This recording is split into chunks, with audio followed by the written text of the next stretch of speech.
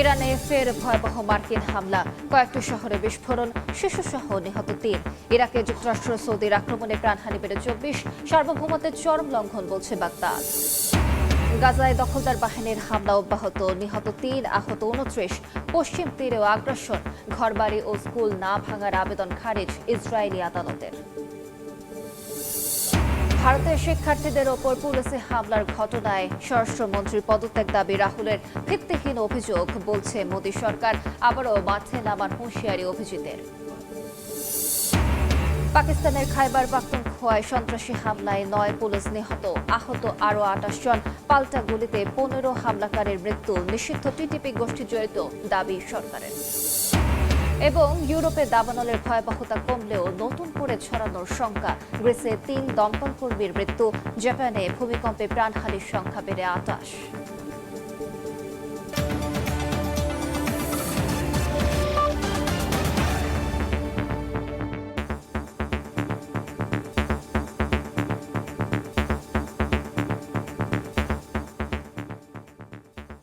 আন্তর্জাতিক সময়ের সঙ্গে আছি আমি আলিশা ইসলাম।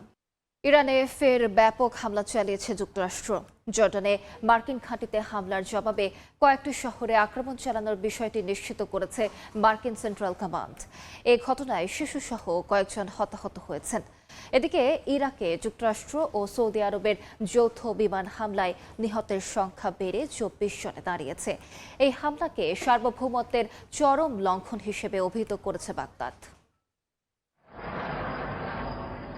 কয়েকদিন সংঘাত বন্ধ রাখার পর বুধবার রাতে ইরানের কয়েকটি শহরে হামলা চালায় মার্কিন সেনারা। কেশম দ্বীপে ২ বছরের শিশুসহ একই পরিবারের কয়েকজন নিহত হন। বুশে প্রদেশেও বিস্ফোরণ হয়েছে। এছাড়া খুজেস্তান প্রদেশের আবাদান শহরে, হরমুজগান প্রদেশের বন্দর আব্বাসে, আবু মুসা, সিরিক, কিস শহরেও একাধিক হামলার খবর জানিয়েছে ইরানের বিভিন্ন সংবাদ মাধ্যম।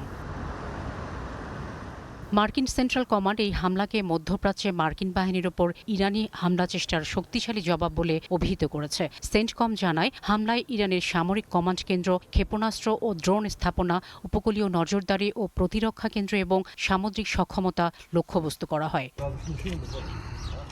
ইরানের রাষ্ট্রীয় গণমাধ্যম জানিয়েছে, এই হামলা এমন এক সময় চালানো হলো যখন ইরাকে ইরানপন্থী গোষ্ঠীদের লক্ষ্য করে প্রকাশ্যে হামলা চালিয়েছে যুক্তরাষ্ট্র, সৌদি আরব। নিহতদের মধ্যে ইরানের আইআরজিসির কয়েকজন সদস্য আছেন। এই ঘটনাকে নিজেদের সার্বভৌমত্বের ওপর চরম আঘাত হিসেবে উল্লেখ করে কড়া নিন্দা জানিয়েছে বাগদাদ ও তেহরান।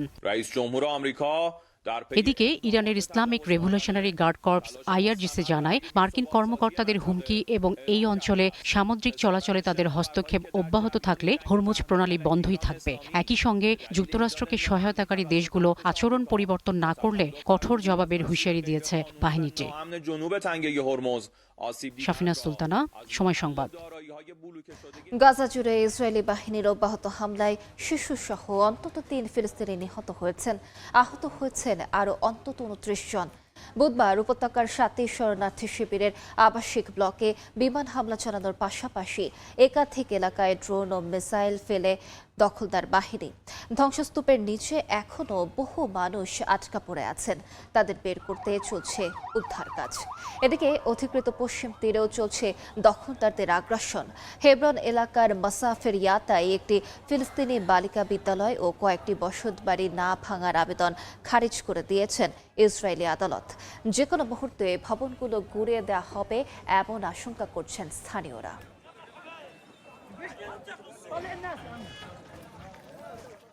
ভারতের পার্লামেন্ট অভিমুখে শিক্ষার্থীদের পদযাত্রায় পুলিশের লাঠিচার্জ ও গুলির অভিযোগে স্বরাষ্ট্রমন্ত্রী অমিত শাহর পদত্যাগ দাবি করেছেন রাহুল গান্ধী। অন্যদিকে ভিত্তিহীন অভিযোগ তোলার দায়ে রাহুলের ক্ষমা প্রার্থনার দাবিতে উত্তেজনা দেখা দেয় ভারতের পার্লামেন্টে। এই অচলাবস্থা ও হট্টগোলের মধ্যেই লোকসভায় পাশ হয়েছে প্রশ্ন ফাঁস বিরোধী সংশোধন বিল। ভারতে গত ২০ জুলাই পার্লামেন্ট অভিমুখে আন্দোলনরত শিক্ষার্থীদের ওপর পুলিশের মারমুখী অবস্থানের প্রতিবাদে সরব হয়েছেন বিরোধী দলীয় নেতা রাহুল গান্ধী। তিনি দাবি করেন, আন্দোলন দমাতে শিক্ষার্থীদের ওপর টিয়ারশেল, পেলেট গান ও লাঠিচার্জের পেছনে স্বরাষ্ট্রমন্ত্রী অমিত শাহ সরাসরি দায়ী। তিনি অবিলম্বে স্বরাষ্ট্রমন্ত্রীকে বরখাস্তের পাশাপাশি সুপ্রিম কোর্টের তত্ত্বাবধানে নিরপেক্ষ তদন্ত দাবি করেছেন। ইন্দিরা ভবনে আয়োজিত সংবাদ সম্মেলনে রাহুল গান্ধী দাবি করেন, পুলিশি হামলায় আঘাতপ্রাপ্ত শিক্ষার্থীদের চিকিৎসা সংক্রান্ত তথ্য ও ভিডিও প্রমাণ তাদের হাতে রয়েছে। বুধবার লোকসভাতেও এ বিষয়ে কথা বলার চেষ্টা করেন কংগ্রেস নেতা। এ সময় তাকে থামিয়ে দেন সংসদ বিষয়ক মন্ত্রী কিরেন রিজিজু ও প্রতিরক্ষা মন্ত্রী রাজনাথ সিং। প্রমাণ ছাড়া এমন দায়িত্বজ্ঞানহীন মন্তব্যের জন্য রাহুল গান্ধীকে নিঃশর্ত ক্ষমা চাওয়ার দাবি জানান তারা। তবে ক্ষমা চাইবেন না বলে জানান কংগ্রেস নেতা। এ সময় উভয় পক্ষের বিরোধে লোকসভায় সৃষ্টি হয় তুমুল বিশৃঙ্খলা। এদিকে কেন্দ্রীয় মন্ত্রী জিতেন্দ্র সিং রাহুলের সব অভিযোগ অস্বীকার করে বলেন, মন্ত্রী নয়, কেবল ম্যাজিস্ট্রেটই গুলির আদেশ দিতে পারেন। তার দাবি, আন্দোলনরত শিক্ষার্থীদের ওপর গুলি চালানোই হয়নি। ব্যাপক এই হট্টগোলের মধ্যেই এদিন লোকসভায় পাশ হয় পাবলিক এক্সামিনেশন অ্যামেন্ডমেন্ট বিল 2026। নতুন এই বিলে প্রশ্ন ফাঁসের বিরুদ্ধে সর্বোচ্চ 10 বছরের কারাদণ্ড ও 50 লাখ রুপি জরিমানার বিধান রাখা হয়েছে। ফারহাদ চৌধুরী, সময় সংবাদ। প্রশ্ন ফাঁসের জেরে আন্দোলনের মুখে ভারতের শিক্ষামন্ত্রী পদত্যাগ করলেও থামেনি বিতর্ক। বিক্ষোভে অংশ নেওয়া শিক্ষার্থীদের আটক এবং জিজ্ঞাসাবাদের অভিযোগ সামনে আসছে। হয়রানি অব্যাহত থাকলে আবারও মাঠে নামার হুঁশিয়ারি দিয়েছেন ককরোচ জনতা পার্টির প্রতিষ্ঠাতা অভিজিৎ দীপকে। এদিকে দেশটির প্রধানমন্ত্রী নরেন্দ্র মোদীকে নিয়ে সামাজিক যোগাযোগ মাধ্যমে আপত্তিকর পোস্টের অভিযোগে 500টি অ্যাকাউন্ট শনাক্তের দাবি করেছে দিল্লি পুলিশ। নজিরবিহীন ছাত্র আন্দোলনের মুখে চলতি মাসেই পদত্যাগ করতে বাধ্য হন ভারতের শিক্ষামন্ত্রী ধর্মেন্দ্র প্রধান। পরে প্রধানমন্ত্রী নরেন্দ্র মোদী একটি বিশেষজ্ঞ টাস্ক ফোর্স গঠন করেন। তাদের অন্যতম সুপারিশ, জাতীয় পর্যায়ের বড় পরীক্ষাগুলো ধীরে ধীরে কম্পিউটার ভিত্তিক পদ্ধতিতে নেওয়া। তবে সুপ্রিম কোর্ট জানিয়েছেন, প্রযুক্তি একাই প্রশ্ন ফাঁস বন্ধ করতে পারবে না। একই সময় বিভিন্ন রাজ্যে আন্দোলনে অংশ নেয়া শিক্ষার্থীদের আটক এবং জিজ্ঞাসাবাদের অভিযোগও সামনে আসছে। ককরোচ জনতা পার্টির প্রতিষ্ঠাতা অভিজিৎ দীপকে অভিযোগ করেছেন, ছাত্রনেতাদের বাড়িতে গিয়ে পুলিশ ভয়ভীতি দেখাচ্ছে। যন্তরমন্তরে পেলেট গান ব্যবহারের ঘটনায় দায়ীদের বিরুদ্ধে ব্যবস্থা নেয়ার দাবিও জানান তিনি। দীপকের হুঁশিয়ারি, শিক্ষার্থীদের হয়রানি অব্যাহত থাকলে আরো বড় আন্দোলনে নামবে দেশের তরুণরা। শিক্ষার্থীদের আস্থা, প্রশাসনিক জবাবদিহি, মত প্রকাশের স্বাধীনতা এবং সরকারের রাজনৈতিক চ্যালেঞ্জ সবকিছুর কেন্দ্রবিন্দুতে পরিণত হয়েছে এই আন্দোলন। এদিকে প্রধানমন্ত্রী নরেন্দ্র মোদীকে নিয়ে সামাজিক যোগাযোগ মাধ্যমে ছড়ানো আপত্তিকর ও মানহানিকর পোস্টের অভিযোগে দিল্লি পুলিশের স্পেশাল সেলের IFSO ইউনিটে FIR দায়ের করা হয়েছে। দিল্লি পুলিশের দাবি, বিক্ষোভ ঘিরে ডিপফেক ও কৃত্রিম বুদ্ধিমত্তা দিয়ে তৈরি বিভ্রান্তিকর কন্টেন্ট ছড়ানোর অভিযোগে প্রায় 500টি অ্যাকাউন্ট শনাক্ত করা হয়েছে। এসব অ্যাকাউন্ট ব্লকের সুপারিশ করা হয়েছে সংশ্লিষ্ট প্ল্যাটফর্মগুলোর কাছে। নাদিম মারজান, সময় সংবাদ। পাকিস্তানের নিরাপত্তা চৌকিতে সন্ত্রাসী হামলায় 9 পুলিশ নিহত হয়েছেন। আহত হয়েছেন আরও 28 জন। বুধবার রাতে দেশটির উত্তর পশ্চিমাঞ্চলীয় খাইবার পাখতুনখোয়া প্রদেশে এই ঘটনা ঘটে। নিরাপত্তা বাহিনীর পাল্টা গুলিতে 15 হামলাকারীও নিহত হয়েছেন। পুলিশ জানিয়েছে, নিষিদ্ধ তেহরিকে তালেবান পাকিস্তান TTP গোষ্ঠী এ হামলা চালিয়েছে। নিরাপত্তা বাহিনী এবং সরকারি স্থাপনায় হামলার সঙ্গে দীর্ঘদিন ধরে TTP জড়িত বলেও জানায় পুলিশ।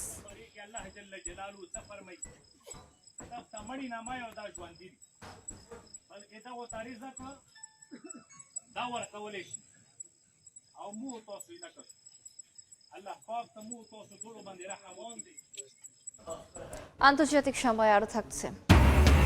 রুশ তেল শোধনাগার ও সামরিক অবকাঠামোয় ইউক্রেনের হামলা, পাল্টা আঘাত মস্কোর। যুদ্ধবন্ধে পুতিনের ইচ্ছা নেই, অভিযোগ জেলেনস্কি। দাবানলের ভয়াবহতা কিছুটা কমলেও পুরোপুরি স্বস্তিতে নেই ইউরোপ। ফ্রান্স ও স্পেনে উচ্চ তাপমাত্রার কারণে নতুন করে আগুন ছড়িয়ে পড়ার আশঙ্কার কথা জানিয়েছে প্রশাসন। এরই মধ্যে গ্রিসের ক্রিট দ্বীপে দাবানল নিয়ন্ত্রণ করতে গিয়ে প্রাণ হারিয়েছেন 3 দমকল কর্মী। তুরস্কেও ছড়িয়ে পড়েছে ভয়াবহ দাবানল। ইউরোপীয় ইউনিয়ন সতর্ক করে বলেছে, চলমান দাবানল এবার গ্রিস ও ইতালিতে ব্যাপক আকারে ছড়িয়ে পড়ার আশঙ্কা রয়েছে। দাবানলে পুড়ছে ফ্রান্সের দক্ষিণ পশ্চিমাঞ্চল। টানা কয়েকদিন ধরে জ্বলতে থাকা আগুন পুরোপুরি নিয়ন্ত্রণে না এলেও জিরোন্দে পরিস্থিতি কিছুটা স্থিতিশীল হয়েছে বলে জানিয়েছে কর্তৃপক্ষ। এর মধ্যেই লে পোর্জে সহ কয়েকটি এলাকায় রাতভর নতুন করে আগুন জ্বলে ওঠায় বাসিন্দাদের সতর্ক থাকতে বলা হয়েছে। বিষাক্ত ধোঁয়া থেকে বাঁচতে লাখো মাস্ক বিতরণ করেছে সরকার। একই সঙ্গে প্রতিরক্ষা ও মহাকাশ শিল্পের গুরুত্বপূর্ণ স্থাপনাগুলো রক্ষায় বিশেষ নিরাপত্তা ব্যবস্থা নেওয়া হয়েছে। তাপমাত্রা 41 ডিগ্রি সেলসিয়াস পর্যন্ত ওঠার পূর্বাভাস থাকায় নতুন করে পরিস্থিতির অবনতির আশঙ্কা করা হচ্ছে। দাবানলের কারণে ফ্রান্সে এ পর্যন্ত কয়েক লাখ মানুষকে নিরাপদ স্থানে সরিয়ে নেওয়া হয়েছে। দেশটির প্রেসিডেন্ট ইমানুয়েল ম্যাক্রো একে দ্বিতীয় বিশ্বযুদ্ধের পর সবচেয়ে ভয়াবহ অগ্নিকাণ্ডগুলোর একটি বলে উল্লেখ করেছেন। দাবানলে পুড়ে গেছে লাখ লাখ একর বনভূমি, আর দেশের অধিকাংশ অঞ্চলের বায়ুমানও নেমে গেছে উদ্বেগজনক পর্যায়ে।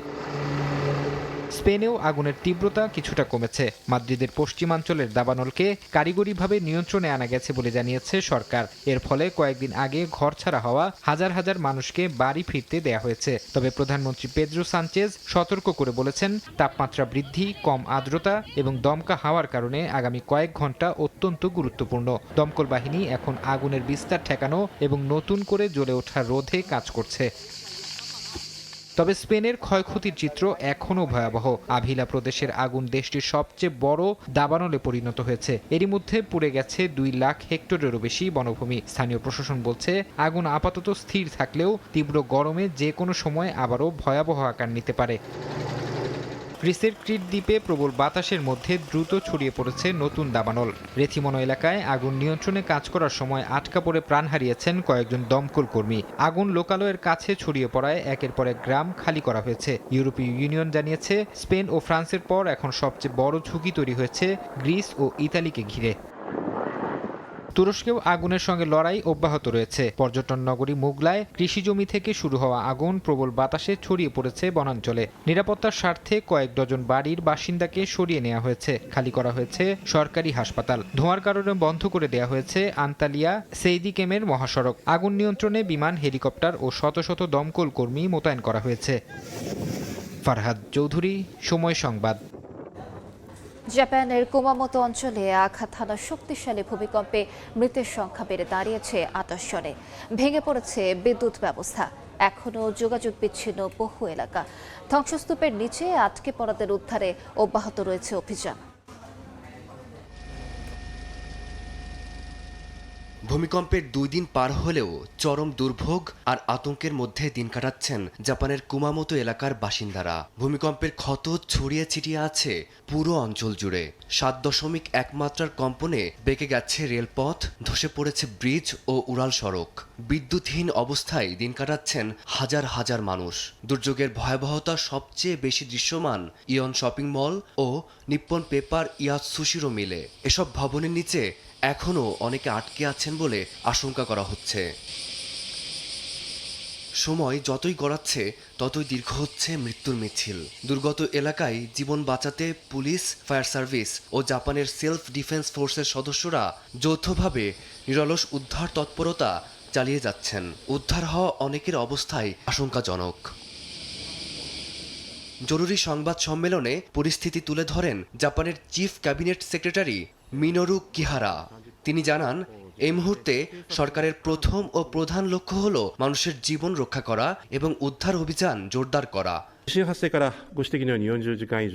দুর্যোগে ক্ষতিগ্রস্তদের পাশে দাঁড়ানো ও উদ্ধার করাই এখন মূল লক্ষ্য। পুলিশ, ফায়ার সার্ভিস এবং সেলফ ডিফেন্স ফোর্সেস উদ্ধার অভিযানে সম্ভাব্য সব ধরনের প্রচেষ্টা চালিয়ে যাবে। আমরা এখনো জীবন রক্ষা ও উদ্ধারের ধাপেই রয়েছি। দুর্যোগের ধাক্কা সামলে বিদ্যুৎ সরবরাহ ও মূল অবকাঠামো পুনর্নির্মাণে জোর দিচ্ছে কর্তৃপক্ষ।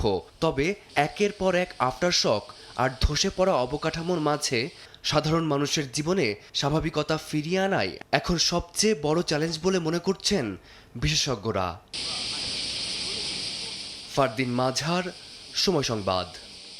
রাশিয়ার তেল শোধনাগার ও সামরিক অবকাঠামো লক্ষ্য করে ড্রোন হামলা জোরদার করেছে ইউক্রেনীয় বাহিনী। জবাবে ইউক্রেনের জ্বালানি ডিপো ও সামরিক ঘাঁটিতে পাল্টা আঘাত হেনেছে রুশ সেনারা। পাশাপাশি অভিযান চালিয়ে দোনেৎস্কের নতুন এলাকা দখলের দাবি করেছে মস্কো। আন্তর্জাতিক কূটনৈতিক প্রচেষ্টার পরও যুদ্ধ চালিয়ে যাওয়ায় পুতিনকে দায়ী করেছেন জেলেনস্কি। অন্যদিকে সংঘাতের মূল কারণ সমাধান না করে সাময়িক যুদ্ধবিরতি মেনে নেওয়া হবে না বলে সাফ জানিয়েছেন রুশ পররাষ্ট্রমন্ত্রী। রাশিয়ায় ড্রোন ও ক্ষেপণাস্ত্র হামলা জোরদার করেছে ইউক্রেন। দেশটির রিয়াজান অঞ্চলে দুটি প্রধান তেল শোধনাগারে ভয়াবহ ড্রোন হামলা চালিয়েছে কিয়েভ। এতে শোধনাগারগুলোতে বড় ধরনের অগ্নিকাণ্ডের খবর পাওয়া গেছে। ইউক্রেনের দাবি, হামলা চালানো এই শোধনাগার দুটির বার্ষিক তেল উৎপাদন ক্ষমতা প্রায় 22 কোটি ব্যারেল, যা রাশিয়ার সামরিক রসদ যোগাতে গুরুত্বপূর্ণ ভূমিকা রাখছিল। তেল শোধনাগারের পাশাপাশি কয়েকটি শহরের সামরিক অবকাঠামো ও লজিস্টিক্স সেন্টারেও আঘাত হানার দাবি করেছে ইউক্রেন। ড্রোন হামলার পর রাশিয়ার অন্যতম বৃহত্তম অনলাইন খুচরা বিক্রেতা প্রতিষ্ঠান ওয়াইল্ড বেরিজের গুদাম থেকে কর্মীদের সরিয়ে নেওয়া হয়, বন্ধ করে দেওয়া হয় পণ্য আদান প্রদান। সংস্থাটির দাবি, সাম্প্রতিক ড্রোন হামলায় তাদের অন্তত 7টি গুদাম ক্ষতিগ্রস্ত হয়েছে। ইউক্রেনের সামরিক লক্ষ্যবস্তুতে পাল্টা আঘাত এনেছে রাশিয়াও। রুশ প্রতিরক্ষা মন্ত্রণালয়ের দাবি, গত একদিনে তাদের সেনারা ইউক্রেনের গোলাবারুদ, জ্বালানি ডিপো, ড্রোন তৈরি ও সংরক্ষণ কেন্দ্র এবং সামরিক কাজে ব্যবহৃত পরিবহন অবকাঠামোতে হামলা চালিয়েছে। এছাড়া আন্তর্জাতিক ভাড়াটে সেনা ও ইউক্রেনীয় বাহিনীর একাধিক অবস্থান লক্ষ্য করে হামলা চালানোর পাশাপাশি ডোনেৎস্ক অঞ্চলের আরও একটি বসতির পূর্ণ নিয়ন্ত্রণ নেয়ার দাবিও করেছে ক্রেমলিন। ইউক্রেনের প্রেসিডেন্ট ভলোদিমির জেলেনস্কি জানিয়েছেন, আপাতত ক্রিমিয়া পুনরায় দখল করা কিয়েভের প্রধান এজেন্ডা নয়। ইউক্রেন যুদ্ধ বন্ধের বিষয়ে রুশ প্রেসিডেন্ট ভ্লাদিমির পুতিনের আন্তরিকতা নিয়েও প্রশ্ন তুলেছেন জেলেনস্কি। তিনি অভিযোগ করেন, মস্কোর অনিচ্ছার কারণেই শান্তির পথ তৈরি হচ্ছে না। এদিকে রাশিয়ার পররাষ্ট্রমন্ত্রী সের্গেই লেভরভ বলেছেন, ইউক্রেন সংঘাতের চূড়ান্ত ফলাফলের উপরই নির্ভর করছে বিশ্বমঞ্চে রাশিয়ার ভবিষ্যৎ ভূমিকা ও অবস্থান কেমন হবে। লেভরভ বলেন, সংঘাতের মূল কারণ সমাধান না করে কোনো সাময়িক যুদ্ধবিরতি মেনে নেবে না মস্কো। ফারহাদ চৌধুরী, সময় সংবাদ। যুদ্ধক্ষেত্রে চালকবিহীন নৌযানের প্রদর্শনী করেছে তাইওয়ানের ড্রোন নির্মাতা প্রতিষ্ঠান থান্ডার টাইগার। কৃত্রিম বুদ্ধিমত্তার সাহায্যে চলতে পারে এই নৌযান। চীনের বিশাল নৌবহর ও কোস্টগার্ডের চাপ প্রতিহত করতে নৌযানগুলো তৈরি করা হচ্ছে। 1600টিরও বেশি চালকবিহীন আক্রমণকারী নৌযান তৈরির পরিকল্পনা রয়েছে তাইপের। যুদ্ধক্ষেত্রে দিন দিন বাড়ছে কৃত্রিম বুদ্ধিমত্তার ব্যবহার। সেই লক্ষ্যে তাইওয়ানে তৈরি করা হচ্ছে মানুষবিহীন এআই নিয়ন্ত্রিত নৌযান। এবার এমন দুটি সমুদ্রযান প্রকাশ্যে প্রদর্শন করেছে তাইওয়ানের ড্রোন নির্মাতা প্রতিষ্ঠান থান্ডার টাইগার। প্রদর্শনীটি অনুষ্ঠিত হয় দক্ষিণাঞ্চলের পিংতুং এলাকায়। প্রদর্শনীতে ব্যবহার করা হয় দুটি চালকবিহীন নৌযান সিশার্ক 6000 এবং সিশার্ক 8000। কৃত্রিম বুদ্ধিমত্তা ভিত্তিক সফটওয়্যারের সাহায্যে এই নৌযান দুটি একসঙ্গে চলাচল করে। স্বয়ংক্রিয় টহল দেওয়া, শত্রু জাহাজে ধাক্কা দিয়ে বিস্ফোরক ঘটানো এবং মিসাইল বহন করা এই নৌযানের কাজ। বিশেষজ্ঞরা বলছেন, চালকবিহীন নৌযান ব্যবহারে কম জনবল দিয়েই আরও কার্যকরভাবে সামুদ্রিক নিরাপত্তা ও প্রতিরক্ষা কার্যক্রম পরিচালনা করা সম্ভব হবে। 1600টিরও বেশি চালকবিহীন আক্রমণকারী নৌযান তৈরির পরিকল্পনা করছে তাইপে। তাইওয়ান চারদিক থেকেই সমুদ্র বেষ্টিত, তাই বিশাল সমুদ্র এলাকা নজরদারিতে রাখা অত্যন্ত কঠিন। এ কারণেই এআই ভিত্তিক স্বয়ংক্রিয় চালকবিহীন ব্যবস্থা এত গুরুত্বপূর্ণ। ভবিষ্যতের অভিযানে স্থল, সমুদ্র ও আকাশ 3 ক্ষেত্রে একসঙ্গে কাজ করবে বিভিন্ন ধরনের চালকবিহীন যান, আর সেগুলোকে সমন্বয় করে পরিচালনার গুরুত্বপূর্ণ ভূমিকা রাখবে কৃত্রিম বুদ্ধিমত্তা। ইশিতা আক্তার, সময় সংবাদ। আন্তর্জাতিক সময় আরও থাকছে। কেনিয়ার বন্যপ্রাণী এলাকায় 1 মাসে 15 হাতির মৃত্যু। প্রাথমিক পরীক্ষায় মিলেছে বিষাক্ত পদার্থের উপস্থিতি। পানির উৎস খতিয়ে দেখছে কর্তৃপক্ষ। আর্জেন্টিনায় অগ্নি নির্বাপন কাজে ব্যবহৃত হেলিকপ্টার বিধ্বস্ত হয়ে 7 জন নিহত হয়েছেন। স্থানীয় সময় বুধবার দেশটির পশ্চিমাঞ্চলীয় সান হুয়ান প্রদেশে এই দুর্ঘটনা ঘটে। হেলিকপ্টারটি প্রতিবেশী একটি প্রদেশে কয়েকদিন ধরে চলা দাবানল নিয়ন্ত্রণে সহায়তার জন্য প্রশিক্ষণ কার্যক্রমে অংশ নিয়েছিল। মাঝ আকাশে হেলিকপ্টারটির সঙ্গে নিয়ন্ত্রণ কক্ষের যোগাযোগ বিচ্ছিন্ন হয়ে যায়। সান হুয়ানের গভর্নর জানান, নিহতদের মধ্যে দমকল কর্মী, পুলিশ সদস্য এবং সিভিল প্রোটেকশন বিভাগের কর্মীরা রয়েছেন। দুর্ঘটনার পর স্থানীয় সরকার 3 দিনের রাষ্ট্রীয় শোক ঘোষণা করেছে।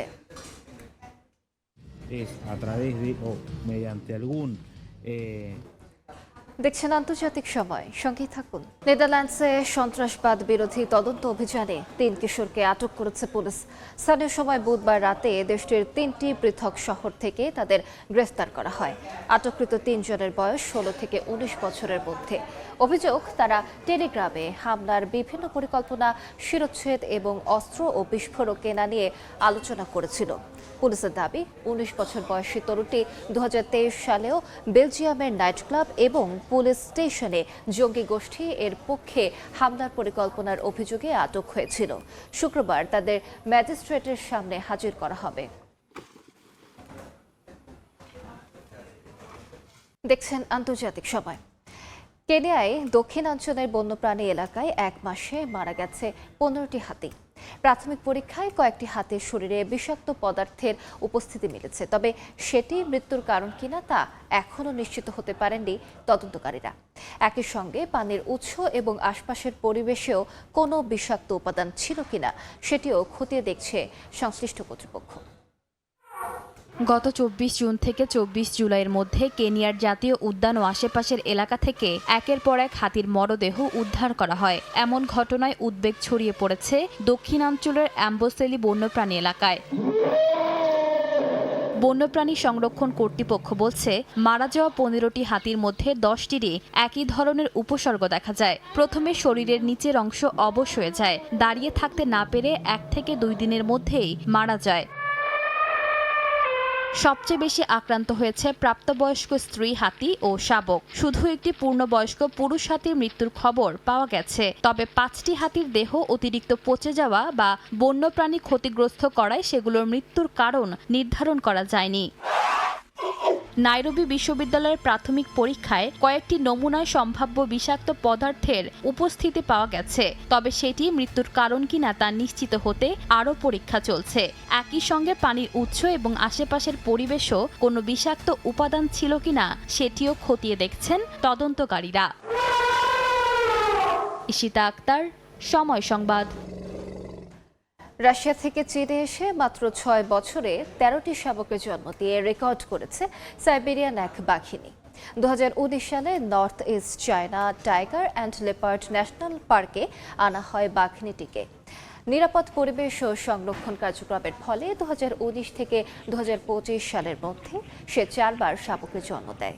মোট ১৩টি শাবকের সবই সুস্থভাবে বড় হয়ে প্রাপ্তবয়স্ক হয়েছে। স্থানীয় গবেষকদের মতে, বন্য সাইবেরিয়ান বাঘের মধ্যে এত বেশি শাবক সফলভাবে বড় কোলে তোলার ঘটনা খুবই বিরল। তাই বাঘিনীটিকে সবচেয়ে সফল মা বাঘদের একজন হিসেবে মনে করছেন বিশেষজ্ঞরা। দেখছেন আন্তর্জাতিক সময়। ব্রাজিলের অ্যামাজনের ঐতিহাসিক থিয়েটার তেয়াত্রো অ্যামাজোনাস এবার ইউনেস্কোর বিশ্ব সাংস্কৃতিক ঐতিহ্যের স্বীকৃতি পেয়েছে। দক্ষিণ কোরিয়ায় অনুষ্ঠিত ইউনেস্কোর বিশ্ব ঐতিহ্য কমিটির এক বৈঠকে এর সিদ্ধান্ত অনুমোদন করা হয়। দেশটির জাতীয় ঐতিহাসিক ও শিল্প ঐতিহ্য ইনস্টিটিউট যৌথভাবে এই মনোনয়ন জমা দেয়। ঘন আমাজন জঙ্গলের মাঝখানে রাজপ্রাসাদের মতো ১৩০ বছর ধরে মাথা উঁচু করে দাঁড়িয়ে আছে তেত্রো আমাজোনাস। ব্রাজিলের মানাউস শহরের অন্যতম স্থাপনা এই অপেরা হাউস। সম্প্রতি ইউনেস্কো তেত্রো আমাজোনাসকে বিশ্ব সাংস্কৃতিক ঐতিহ্যের মর্যাদা দিয়েছে। এই স্বীকৃতি শুধু থিয়েটারটির ঐতিহাসিক গুরুত্বকেই তুলে ধরেনি, বরং আমাজন অঞ্চলের সংস্কৃতি ও ঐতিহ্যকে বিশ্ব মঞ্চে আরও দৃশ্যমান করে তুলেছে। এই স্বীকৃতি আমাজোনাস অঙ্গরাজ্য এবং পুরো ব্রাজিলের সংস্কৃতির জন্য অত্যন্ত গুরুত্বপূর্ণ। তেত্রো আমাজোনাস বিশ্ব ঐতিহ্যের মর্যাদা পাওয়ায় আমরা আবারও আন্তর্জাতিক স্বীকৃতি অর্জন করলাম। 1884 সালে শুরু হয় এই থিয়েটারের নির্মাণ কাজ। দীর্ঘ 12 বছর পর 1896 সালের 31 ডিসেম্বর এর যাত্রা শুরু হয়। এটি 19 শতকের শেষ দিকে আমাজনের রাবার শিল্পের স্বর্ণযুগের স্মৃতি বহন করে। সে সময় আমাজন নদীপথের মাধ্যমে আন্তর্জাতিক বাণিজ্যের সঙ্গে যুক্ত ছিল মানাউস। ইউরোপের বেল এপোক যুগের প্রভাব নিয়ে গড়ে ওঠা শহরের অভিজাতদের স্বপ্নের প্রতিফলন দেখা যায় এই অপেরা হাউসে। স্থাপনাটির নকশায় রেনেসাঁ যুগের স্থাপত্য শৈলীর প্রভাব রয়েছে। এর বিশাল গম্বুজে ব্রাজিলের জাতীয় পতাকার রঙের টাইলস বসানো হয়েছে। ইতালির কারারা মার্বেল, স্কটল্যান্ডের ইস্পাত, ফ্রান্সের আলসাস অঞ্চলের রঙিন সিরামিক টাইলস এবং ইতালির মুরানো কাচের ঝাড়বাতি সব মিলিয়ে এটি হয়ে ওঠে ইউরোপীয় নান্দনিকতা ও আমাজনের পরিচয়ের এক অনন্য সংমিশ্রণ। বাইরে থেকে দেখলে এটি খুব আধুনিক নকশার মনে হয়, কিন্তু সবচেয়ে সুন্দর বিষয় হলো এটি অতীতের ঐতিহ্যবাহী রূপও ধরে রেখেছে। তাই ভেতরটা দেখার জন্য আমি খুবই আগ্রহী, কারণ বাইরে থেকে এটি দারুণ আকর্ষণীয় লাগছে। স্থানীয় শ্রমিকদের হাতে নির্মিত এই থিয়েটারটি ছিল দক্ষিণ আমেরিকা মহাদেশের প্রথম দিকের অপেরা হাউসগুলোর একটি। ইউরোপের বিভিন্ন অপেরা দল মানাউস ও বেলেম সফরের সময় এখানে নিয়মিত পরিবেশনা করত। 701 আসনের এই অপেরা হাউস বর্তমানে অ্যামাজোনাস ফিলহারমোনিক অর্কেস্ট্রার আবাস। প্রতি বছর এখানেই অনুষ্ঠিত হয় আন্তর্জাতিক খ্যাতিসম্পন্ন ফেস্টিভ্যাল অ্যামাজোনাস দে অপেরা, যেখানে বিশ্বের বিভিন্ন দেশের শিল্পীরা অংশ নেন। কাকুলি আখতার, সময় সংবাদ। আন্তর্জাতিক সময়ের শীর্ষ সংবাদগুলো জানিয়ে দিচ্ছি আরেকবার। ইরানে ফের ভয়াবহ মার্কিন হামলা, কয়েকটি শহরে বিস্ফোরণ, শিশুসহ নিহত 3। ইরাকে যুক্তরাষ্ট্র সৌদির আক্রমণে প্রাণহানি বেড়ে 24, সার্বভৌমত্বের চরম লঙ্ঘন বলছে বাগদাদ। ভারতের শিক্ষার্থীদের ওপর পুলিশে হামলার ঘটনায় স্বরাষ্ট্রমন্ত্রীর পদত্যাগ দাবি রাহুলের, ভিত্তিহীন অভিযোগ বলছে মোদী সরকার। আবারও মাঠে নামার হুঁশিয়ারি অভিজিতের। এবং পাকিস্তানের খাইবার পাখতুনখোয়ায় সন্ত্রাসী হামলায় 9 পুলিশ নিহত, আহত আরও 28 জন। পাল্টা গুলিতে 15 হামলাকারীর মৃত্যু, নিষিদ্ধ টিটিপি গোষ্ঠী জড়িত দাবি সরকারের।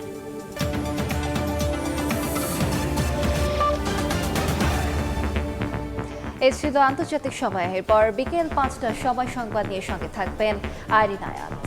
ধন্যবাদ আলিশা আপনাকে। বিকেল 5টার সময় সংবাদ নিয়ে ফিরছে কিছুক্ষণ পর, সঙ্গে থাকুন সময়ের।